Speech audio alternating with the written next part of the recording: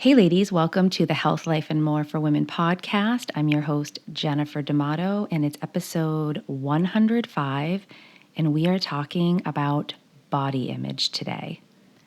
I invited Paige Bryant to be a guest on the podcast. She did what a lot of you are doing. She changed her entire social media feed. She wanted to increase who she was seeing in the intuitive eating, anti-diet, body positive space. And well, she found me, I found her, and her story is relatable and I believe will speak to you if you've ever had body image issues. Now, I know we've all struggled at some point in our life, and maybe even right now you are struggling with body image issues. I believe this episode, this interview is going to just bring some things to the forefront of your mind, maybe get you curious and give some even strategies and tools. I'll tell you, one of the ones Paige shares that helped her the most was doing some journaling. And I want to just remind you, if you go into the show notes, there's a link to my morning motivation journal. Not only does it have gratitude, but it also has a section each morning to really put some focus on things about yourself that you're grateful for, specifically ways that you see yourself and your worth, along with ways you can nourish yourself, which isn't just about food. So if you've never checked out the Morning Motivation Journal, you can hit pause or maybe even keep listening, go down to the show notes, click on it, give it a look, and maybe this would be something that you also could incorporate into your morning. All right, for now though, let's go hop into this interview with Paige Bryant and talk about body image and how that relates to intuitive eating and what things you can do now to help you move out of that negative body image space. Welcome to the Health, Life, and More for Women podcast. My name is Jennifer D'Amato, a certified intuitive eating counselor, coach, mom of four, lover of all things pink, and I want you to live your best health and your best life. I believe the way we can all do that is by finally walking away from diet culture, by relearning what your body needs, reconnecting with your body's biological signals, and redefining what health is on your terms. This show will shed some light on sneaky ways diet culture has infiltrated your thoughts, your family, and your well-being. My heart is that no matter the episode, you walk away feeling informed, inspired, and encouraged. Let's go. Hey, Paige, thanks so much for joining us here on the podcast today. I'm really excited to dive into this conversation about body dysmorphia, about body image. So welcome. Thank you, Jennifer. I am so honored to be here. So excited. Can't wait about our conversation. I know it's going to get juicy. So I'm excited. I think you're right. I think it's definitely going to get juicy. Before we dive into it though, hot topic. would definitely love to, give the audience just a little taste of who you are, where you are, and tell us a little bit about yourself. Yeah. So my name is Paige and I am currently a Floridian. I don't know if I'm allowed to say that yet because I've only lived here a year and a half, but I like to think so. After a year, you can say. Born and raised in Nashville, Tennessee. I have 2 little boys, married. I try to sum it up as much as I can because my story is pretty long, but I used to be an elementary school teacher and started teaching fitness classes when I was an elementary school teacher. And then, of course, kind of naturally started coaching people along the side with fitness, nutrition, all those things. But in the background, I was silently struggling with eating disorders and body dysmorphia, which is, negative body image issues. Throughout my own recovery of that, just kind of have transformed and am now living my life, and, without the pursuit of weight loss, and am happy and free and helping other women do the same, and going to Disney World all the time and still teaching fitness classes, but in a completely different light, just more for fun and enjoyment instead of weight loss. So that's just, wow, that was the best summary I've ever given. So a podcast can do that to you. They can really like, oh, I got to be clear and concise. It's the nerves. It's the nerves. I love this. I love your story. And I know, before we started recording, you've shared so many pieces of that. And I think there's such value, first of all, in just hearing that you can transform everything. You can actually still keep fitness and the love of food, all of these things as part of who you are, but from a completely different perspective now. Absolutely. And Yeah. it really truly is a freeing experience. Whoever decided to call it food freedom and body freedom, I mean, just bow down to them, because it really is that sense of being able to be free to live your life fully Mm. and enjoy it. I never felt like I wasn't living, but I just felt like I was kind of living with my eyes closed, you know?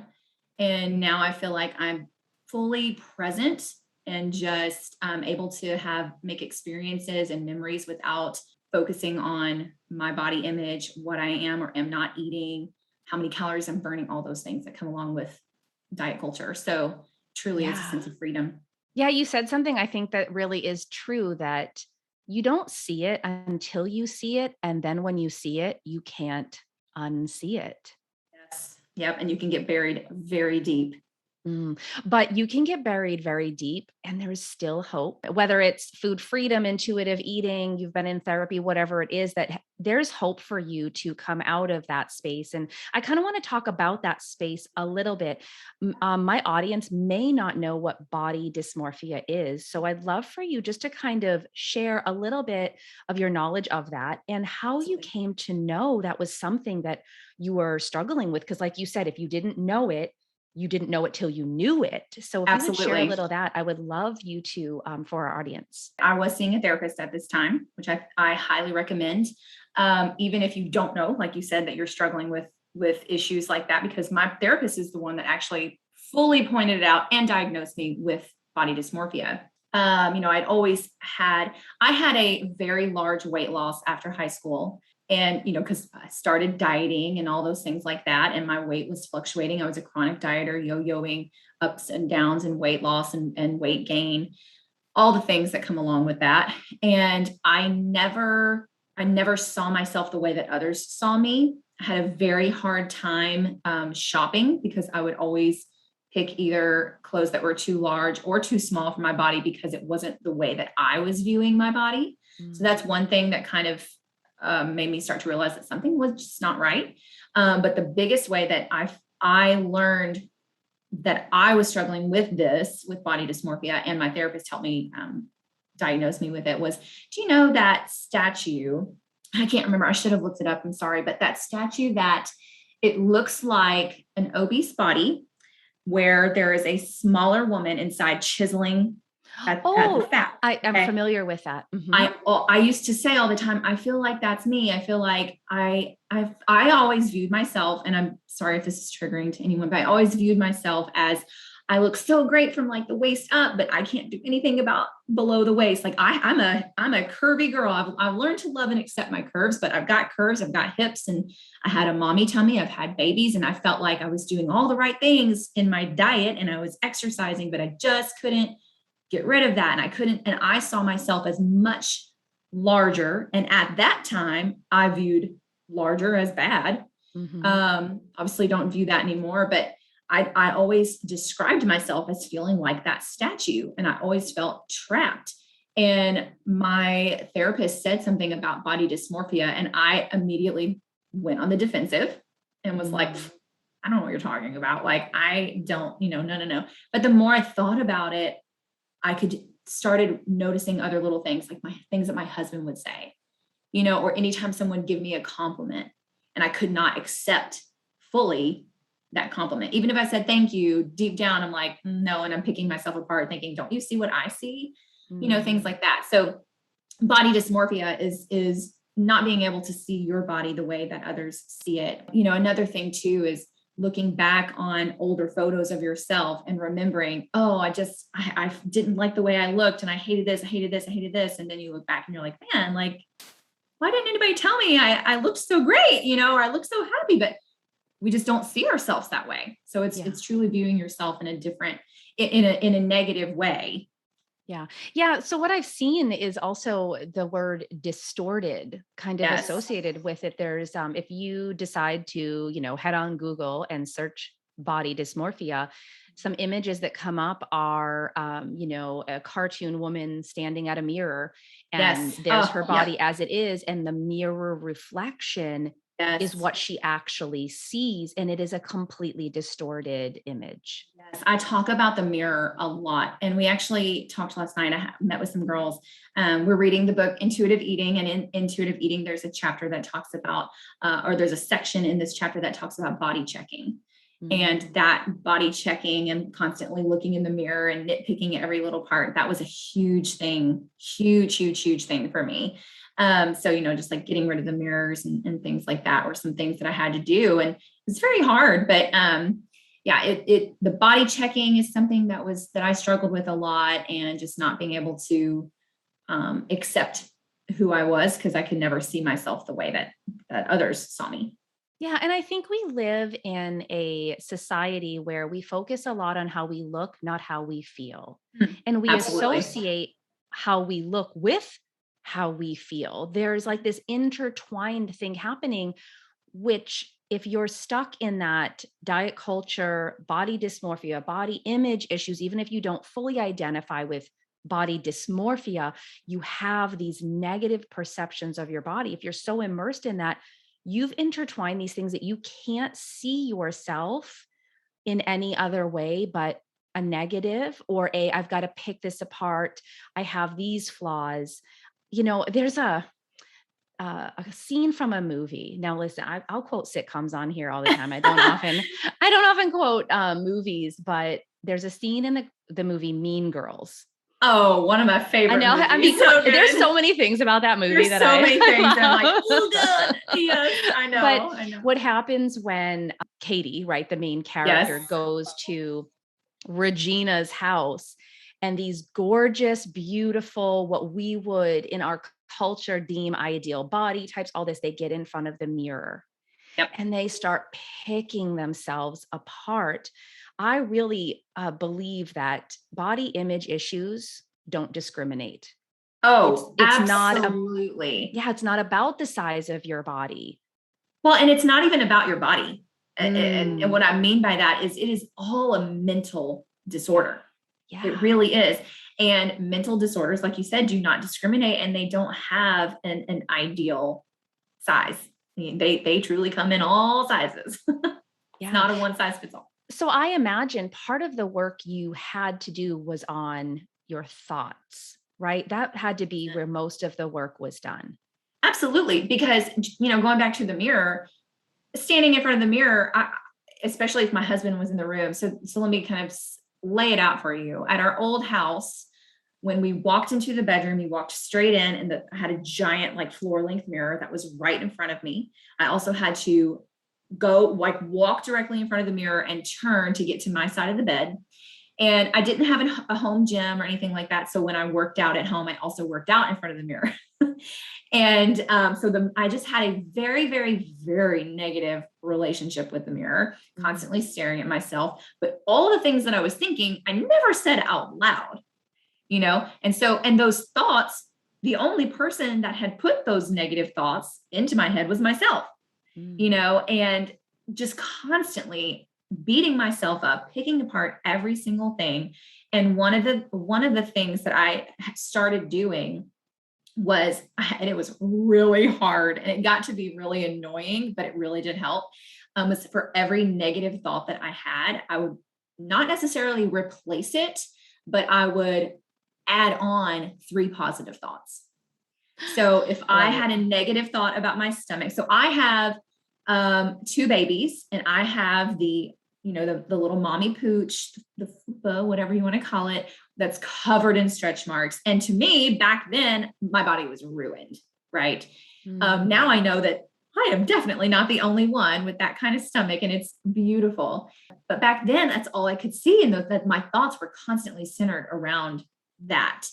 And so for any time I thought about my stomach or another part of my body, I would add on 3 positive thoughts. And they didn't have to be anything big. They could have been something very small, like, my fingernails are looking very great today. Like, it could be like the smallest thing, and then also a gratitude journal along with that, and writing down. I know it sounds cheesy, and people say all the time, like, journal and write, but I used to be a teacher, and we learned when I was a teacher that there's just something when you take pencil, actually, not pen, but when you take pencil, I don't know why, but it is. I don't know, pen. I know I say pen to paper too. It just, Yeah, but it just flows out of our mouth easier.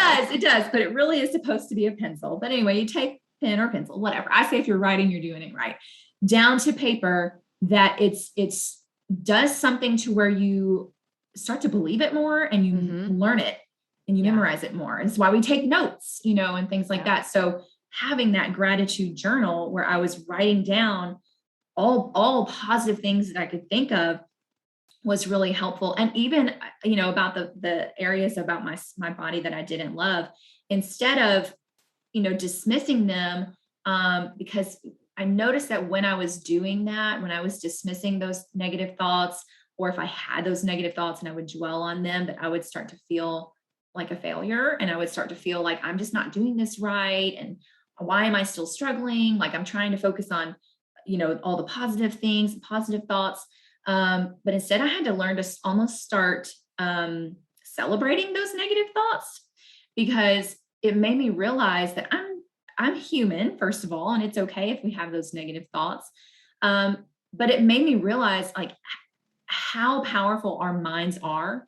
And why am I dwelling so much on these thoughts when there are so many other positive things about my life? I don't need to love every single thing.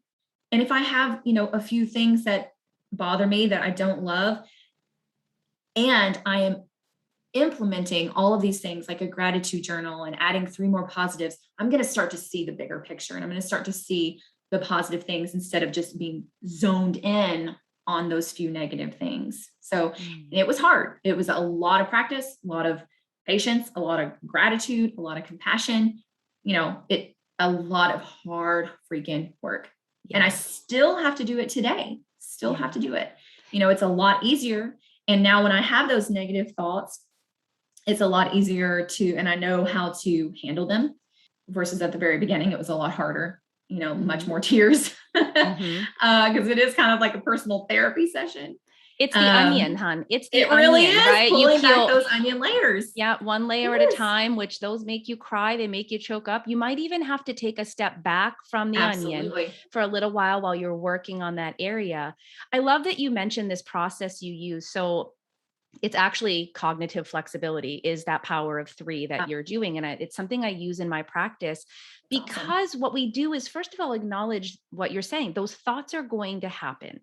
And I think right there, if we can have compassion for ourselves when those thoughts come in, that they're going to come, then we can do the work. And that power of 3, cognitive flexibility, and there is something about that 3, it can shift you out of that place and give you another place for your brain to focus. The other part you mentioned was time. I hear from a lot of women, like, of course we want this to happen quickly because we don't want to feel this way about our body. We don't want to struggle with food anymore. We don't want to be consumed with all these thoughts. But if you've spent years and years in that space, it's going to take time to work through that. I have an image. I want to know if you resonate with this. So when we're working on our thoughts, I teach my clients about saturation bombing. This is this method of you're really needing to overload your brain with the thoughts you want to be thinking. So I said, picture a waterfall. Now, been to Hawaii. I don't know if you've had the pleasure of going to Hawaii, seeing the waterfalls there, but let me tell you, sis, they are something else. And they've been flowing for so long that they just flow naturally, right? Just like the thoughts you have right now flow naturally. What we're doing with this cognitive flexibility and the saturation bombing is we want to take those new thoughts and we're kind of like clogging up the waterfall, and we're going to redirect it. However, you and I both know we can picture these waterfalls. And if I stop that and redirect it somewhere else, it doesn't flow as easily yet because those grooves haven't been established. You need to really give it the time and the intentionality. Is that a word? We're going to use it. It's a great word if you made it up. It's intentionality. I love that. Of really focusing and saturating yourself like that water coming down to make the new grooves for the new thoughts. I don't know if that resonates with you or not. You know what it made me think of when you were describing it?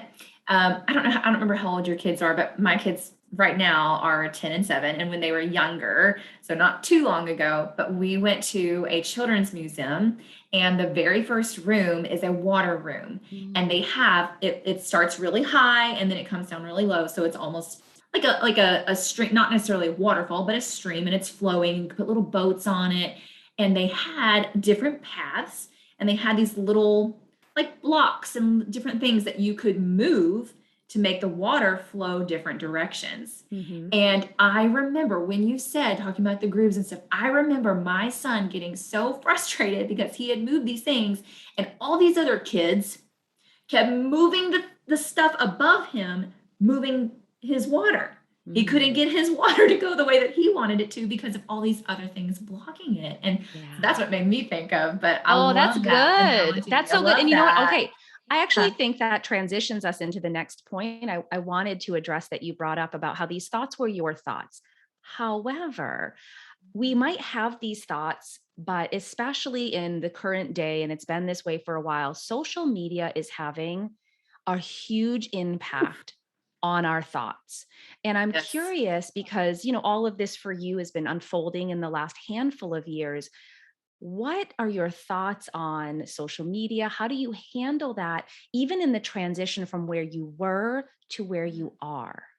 Yes, because I was very much in so I actually did a TikTok or a reel, whatever I did both. So whichever one you like, about social media and about how my homepage, my news feed used to look so different than the way it does now. You know, Mhm. it used to be filled with quote unquote healthy recipes from this diet to that diet, all these different diets. It was filled with weight loss tips, fitness routines, you know, all these bodybuilders and beautiful women. But it was, for me, it was a place that I could go to looking for my ideal and dream body, but it was giving me that false hope, you know, and was really making me fall deep into that comparison trap, Mhm. which we all know is very dangerous. And social media is, I feel like, a very, very triggering place for a lot of people, especially when they're trying to recover, you know, from an eating disorder or from body dysmorphia, or just get out of that diet culture headspace. Mhm. So one of the things that I did for myself, and I always tell everybody, is to go on a social media detox. Yep. Is, you know, social media has some weird things with algorithms. You know, we know that there are some diets out there that are very sneaky, and they like to use the words food freedom, intuitive eating, and things like that to try and, you know, make it look all Well, shiny like it's just a lifestyle change. This isn't a yeah, diet. you know, and you'll see these ads, and you'll even see other people who are, you know, trying to get out of diet culture, but they're also using these words, and it can be very confusing. So I think just being, one, setting up boundaries, but two, being very picky on what you want to see. Because one thing I always say is, you are the environment you create.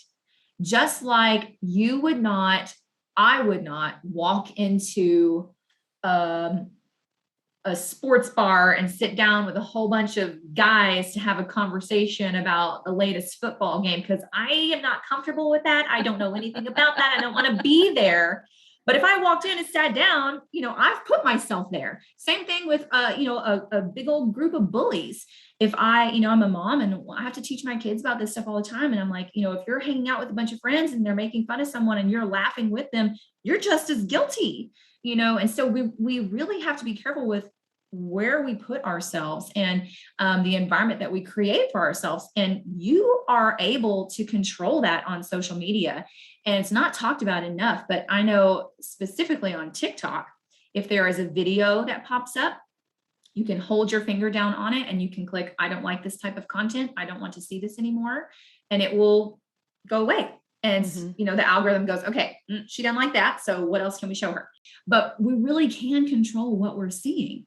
And, you know, there will be things, like I said, that will pop up here and now. But right now, at the beginning of your journey, trying to get out of that mindset, maybe not necessarily break up with social media, because I think there are some incredible things on social media. We met through social media. Oh, and I was going to say, that's really when you change your feed, which, I'm an Instagram girl. Yeah. I've been on TikTok. I can't, it sucks me in. So I can't go on there because it TikTok takes is all a my black time. hole. It's all a my black time. hole. But on Instagram, I don't follow anyone who's talking diet culture, whether they're a big account or small. I think changing that feed, and really, I think that's what's really beautiful is when you change that was how we met.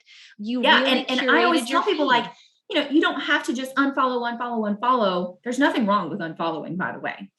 There's nothing wrong with blocking, by the way. That is setting boundaries, and that is part of self-care.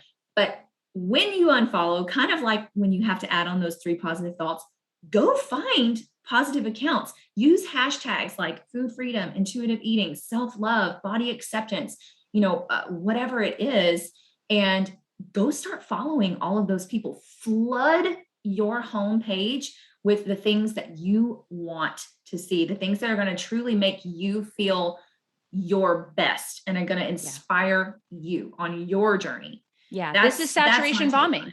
This is what it is. It's helping your thoughts to be saturated with the things you want. I hear from clients all the time, I don't believe it yet.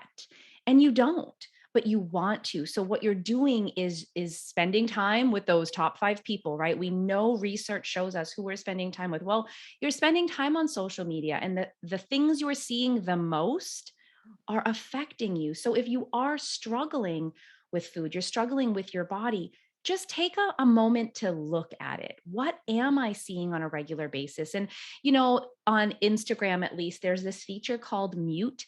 And there's people I care about deeply, but if they're messaging family members sometimes, that's if they're I am lucky that I don't have any family members that I have to do that to, but I know a lot of people that do, and they struggle with like, they're going to know that I unfollowed or blocked them. I'm like, dude, mute them. There's a lot of options, but here's what it does come down to. Whether you mute, unfollow, whatever, you're curating your feed, it's about your health.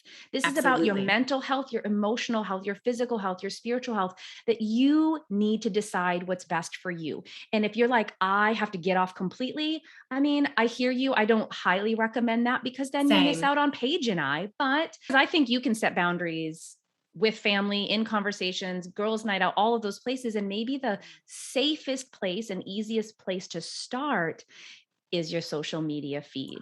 100%. I love that. So I don't want to let this conversation go without, at least as an intuitive eating counselor, addressing intuitive eating as part of your journey.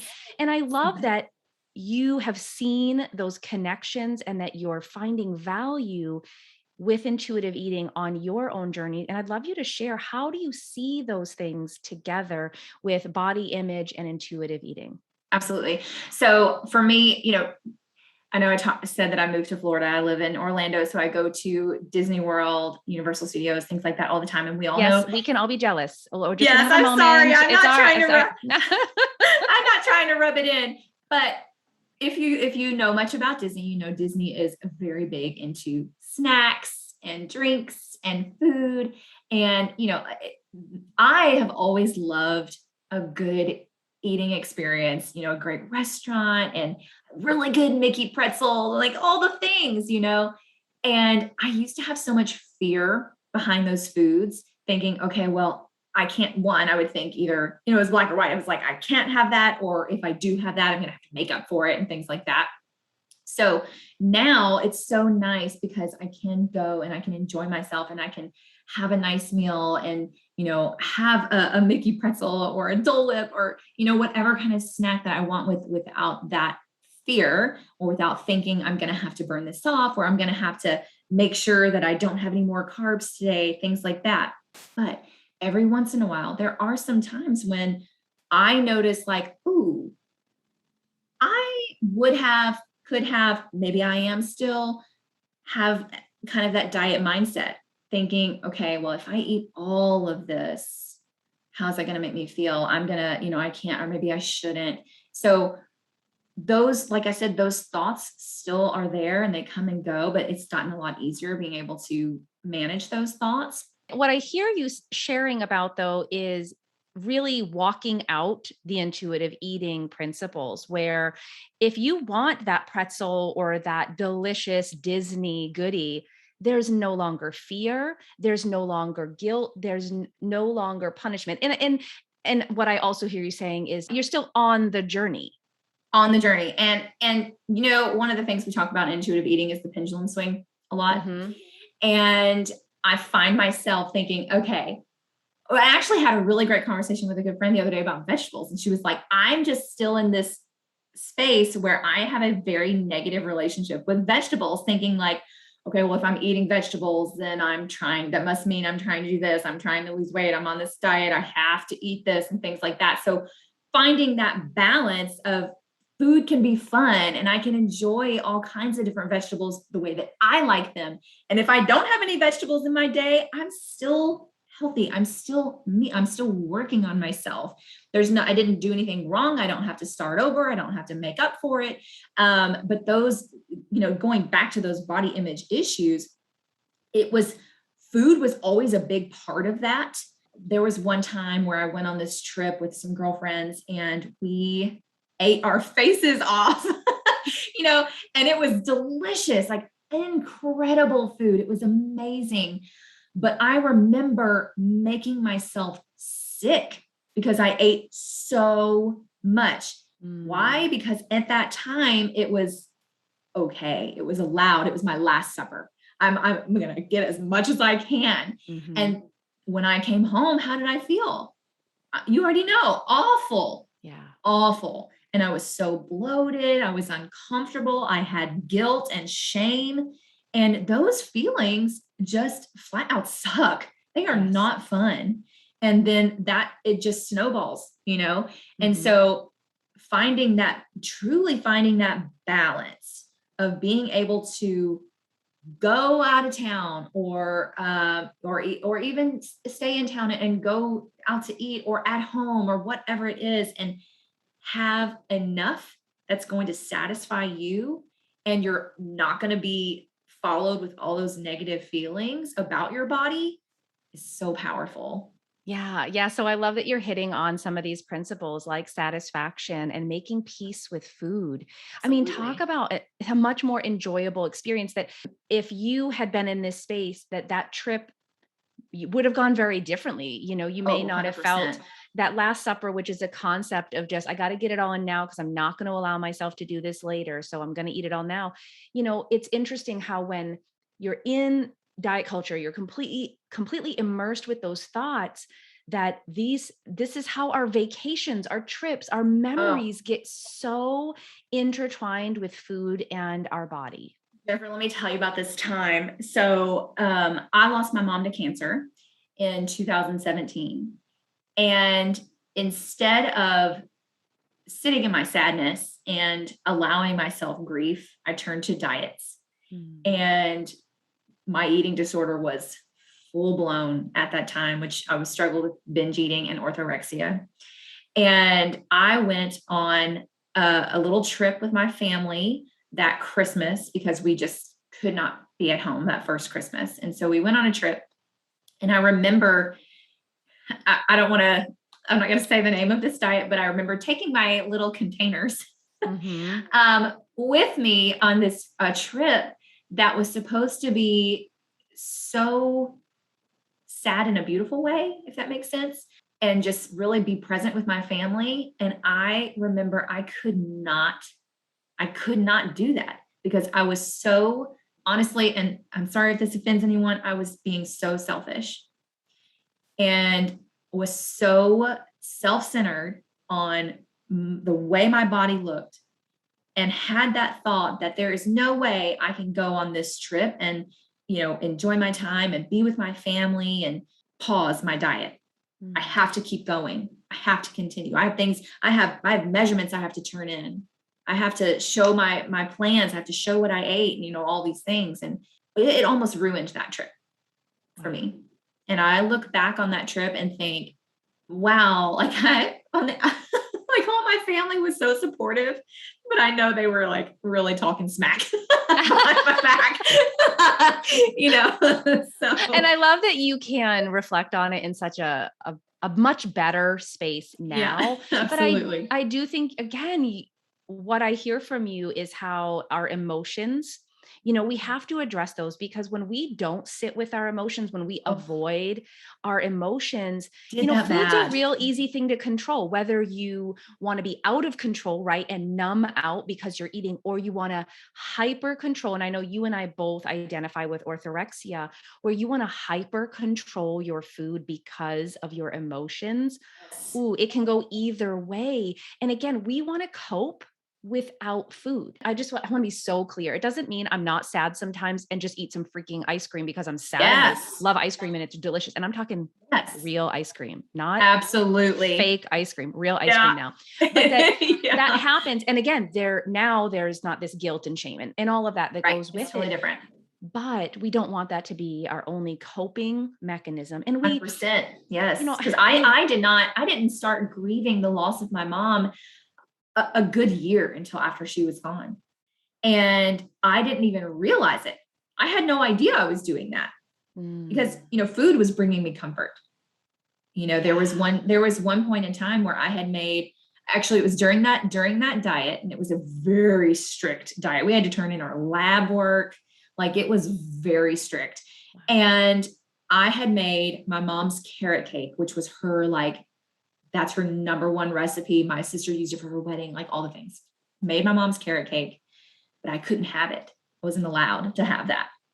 And I remember throwing it away in the trash in the garage, and then later on sneaking out there, digging it out of the garbage bin, and eating it in the dark garage, Mm. because that was, and just bawling, crying because I missed my mom.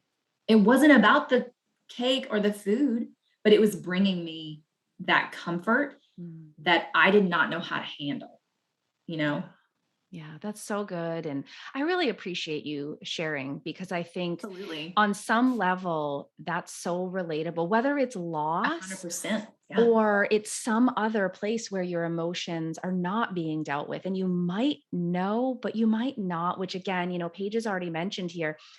Therapy, there is no shame in therapy. There's Absolutely. no shame in getting help in any aspect, whether it's at that level where, I do need somebody in a therapeutic setting, or you might not be struggling at that level, but you want to come in and get some type of help, whether it's coaching, intuitive eating, counseling, but there's no shame in getting that help that you need. And imagine, I mean, Paige, I just think what a difference your life is now compared to then. This might sound cliche and cheesy, but I feel like I'm actually alive now. I feel like I'm living now.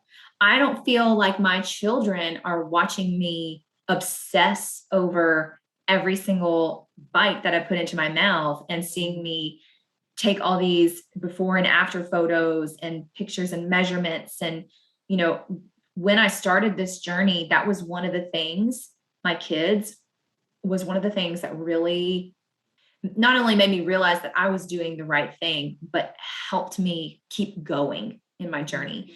Was, things like I don't even remember what it was, but my son said, "You're eating that?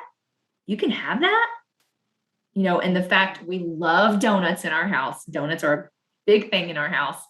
And the fact that I can go and take my kids to get a donut and eat donuts with them.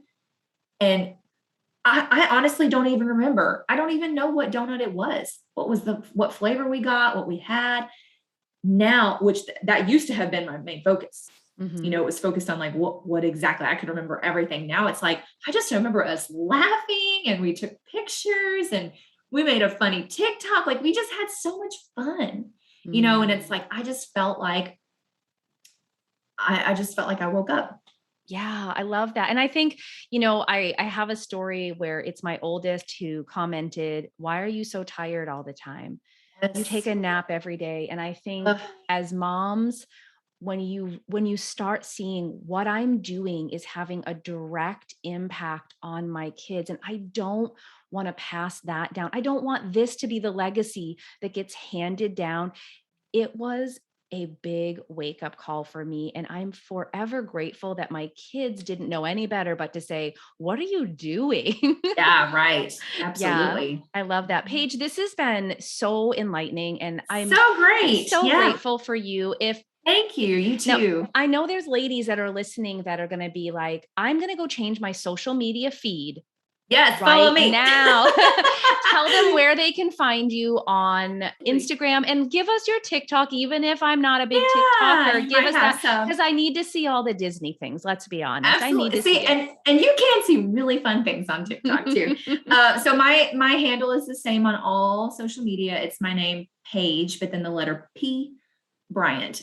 So Paige P. Bryant, because my middle name starts with a P. So Paige P. Awesome. Bryant. And I'll be sure to link all of that in the show notes. So Absolutely. be sure to skip down into the show notes, find Paige, give her a follow. You'll laugh for sure because the girl is just all fun. I love it, but she It's sweet and brings some good sour. You get a little bit of both. she brings some good messages, and I love that because it'll brighten your feed up no matter which platform you're following her on. So definitely do that today. And you know what? Hop in her DM, say, hey, heard you on the Yeah, podcast, loved it so much. Let her know that you appreciate her for taking some time out, coming on here. Because I know I'm really grateful, Paige, that we've met, that me we've spent too. time together on your page. We've spent time together here on the podcast. And I can imagine this is not our last go round, girl. Absolutely. Absolutely. Thank you so much for having me. Thanks for coming on. We'll talk soon. Okay, see ya. Hey, ladies, I'm not sure if you've heard, but I've created a free private group for women. It's called Health Over Weight. It's on Facebook, and all you have to do is head into the show notes now, click Join Private Group, and you can be invited into this space where other women are working on positive body image. They're also working on the fundamentals of intuitive eating and just supporting one another. I go live each week. There's a different topic, and I want to invite you into this group. So if you are ready to dip your toe in, or you've been on this journey for a while and you're just looking for added support and encouragement, come join us in this free private Facebook group for women. See you there.